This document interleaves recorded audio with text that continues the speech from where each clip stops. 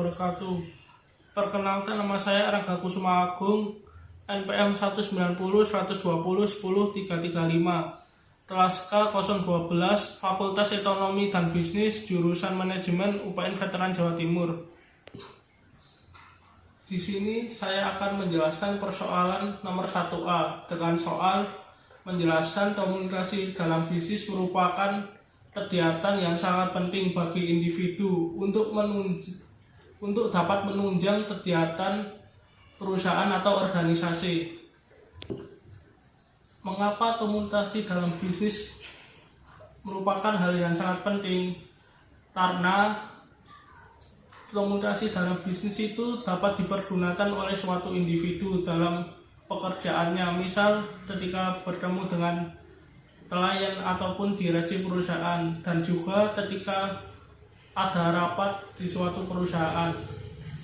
Komunikasi adalah suatu proses pertukaran informasi antar individu melalui sistem atau metode-metode dengan cara melalui sinyal-sinyal percakapan ataupun dengan cara suatu individu melakukan percakapan dengan orang lain. Sementara itu, menurut Buff, komunikasi adalah suatu penukaran informasi atau mengirimkan pesan. Suatu individu dapat mempergunakan komunikasi dalam bisnis, yaitu komunikasi antar pribadi, yang artinya komunikasi yang dilakukan oleh suatu individu untuk mengirimkan atau menginformasikan suatu pesan antar kedua belah pihak dengan menggunakan bahasa yang fleksibel dan informal. Serta suatu individu dapat melakukan komunikasi lintas budaya, yaitu suatu bentuk komunikasi yang dilakukan antar kedua belah pihak yang berbeda-beda masing-masing suatu budaya yang terletak pada geografis tempat tinggal yang berbeda. Misalnya, contoh perbedaan komunikasi dalam bisnis lintas budaya, letak geografis tempat tinggal, dan juga antar negara yang memiliki budaya yang masing-masing berbeda-beda. Komunikasi dapat diartikan sebagai suatu komunikasi yang dilakukan secara verbal maupun non-verbal. Dalam komunikasi ini terdapat pendapat atau ide gagasan yang melalui informasi yang disampaikan untuk kepentingan bisnis. Misalnya, pembuatan strategi bisnis. Pada prakteknya, komunikasi bisnis ini memiliki yang dapat dilakukan secara personal maupun impersonal. Serta suatu individu dapat melakukan komunikasi verbal. Jadi komunikasi ini dapat dilakukan dengan cara suatu individu menulis atau mengucapkan pesan secara lisan. Dan juga suatu individu dapat melakukan komunikasi nonverbal, yaitu komunikasi dalam bisnis ini dapat berupa bentuk-bentuk gestur suatu individu dalam penampilan ketika presentasi ataupun dalam bentuk gestur penampilan gaya fashion, dan juga penampilan suatu mimik wajah ketika dia mempresentasikan pekerjaannya di depan umum.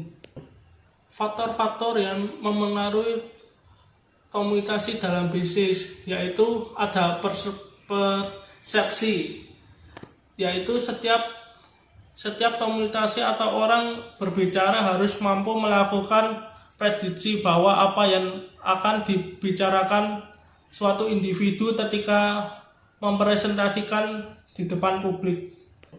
Ada juga kredibilitas, yaitu dalam setiap komunikasi, komunikator harus bisa meyakinkan kepada komunikasi sehingga dapat terjalin kepercayaan antar kedua belah pihak.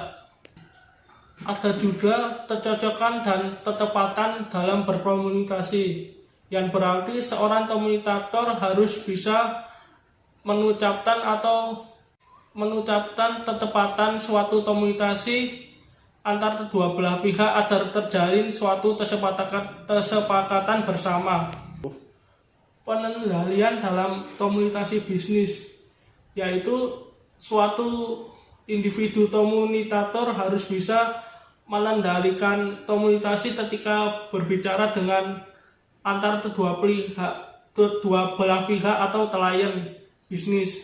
Untuk itu, agar terjadi kesepakatan pengendalian tersebut, suatu komunikator harus dapat berkomunikasi secara personal maupun interpersonal, serta ada tujuan dari komunikasi dalam bisnis adalah menyampaikan suatu pesan kepada rekan bisnis.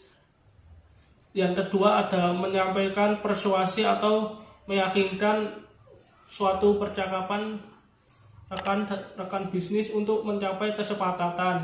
Yang ketiga itu ada bekerja sama, yaitu bekerja sama dengan rekan bisnis melalui percakapan personal maupun interpersonal agar terjadi suatu kesepakatan.